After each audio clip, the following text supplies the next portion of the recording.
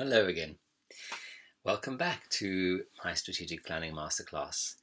So, last module we looked at the overview of the strategic planning process, and you may remember there's 7 steps within that process, and we covered the first step, which was the initiation and the planning and the project management. Now we're getting onto the second module, which I'm extremely passionate about. It's ensuring the foundation is in place. It's making sure you have the right vision, mission, and values. Look, there are a number of ways you can go about setting your vision, mission, and values. I'm going to quickly show you a few models. This is not a process about setting the vision, values. I'm merely showing you so I can convey why I think it's really important to make sure you have it, and then how you can go about validating it as part of the strategic planning process. So moving on to a model which I have taken from Simon Sinek. He's done a famous TED talk.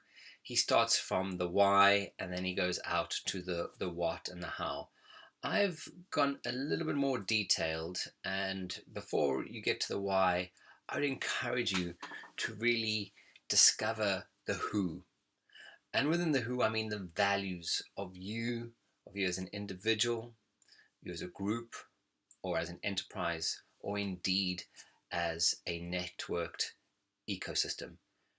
Now, this is not an easy task, finding out your values, what's really important to you.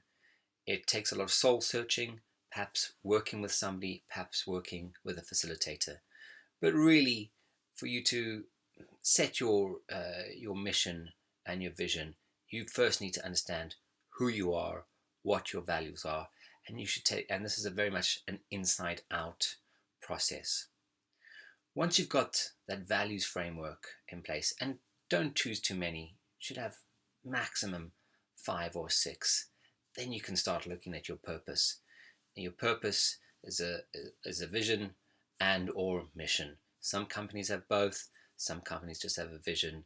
Some companies just have a mission. The next model I'll show you will discuss what will be right for your organization.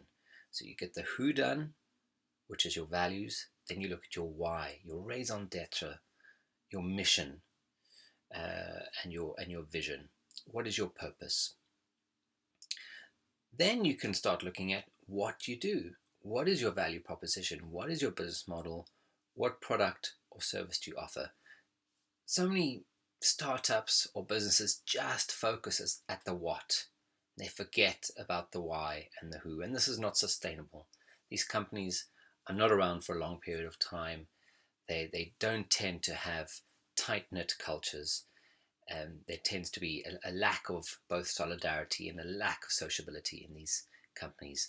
Yes, of course, it's important to get the what right, but only if you've got the core right, the core of who you are and the why you are there. And then wrapped around the what, you've got the how. How do you deliver your product and your service? How do you work as a company? What strategies do you have? What systems?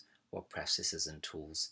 And then you can take more of an outside in looking for inspiration. So great businesses definitely start with a who and why, and this will give you a much more engaged, a much more motivated, committed, and aligned team. As I say, easier said than done. Let me show you a model which I really like. It's the Richard Barrett model on how you could go about deciding what is the right mission or vision for your organization. There is no right or wrong answer. Many companies have both a mission and a vision.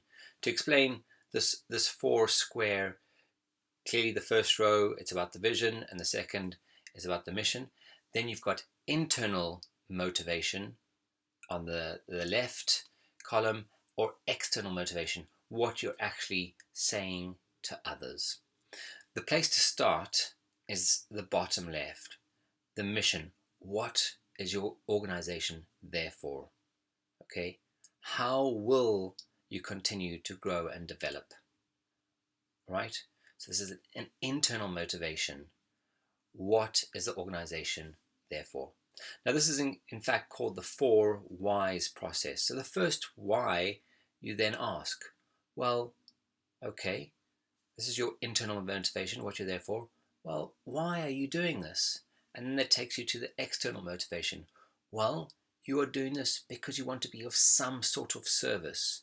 You want to add some kind of contribution to the various stakeholders. Okay, so you move in the model from the bottom left to the bottom right. You could also ask, well, why, in terms of how does this help you get to where you want to go to? What is the organizational fulfillment? What is it trying to do for us? A lot of companies set their vision here, which is to be the biggest or the best or the most successful. But then you could ask the same question, well, why? Why do you want to get there? What is the external motivation? How will this in fact help others?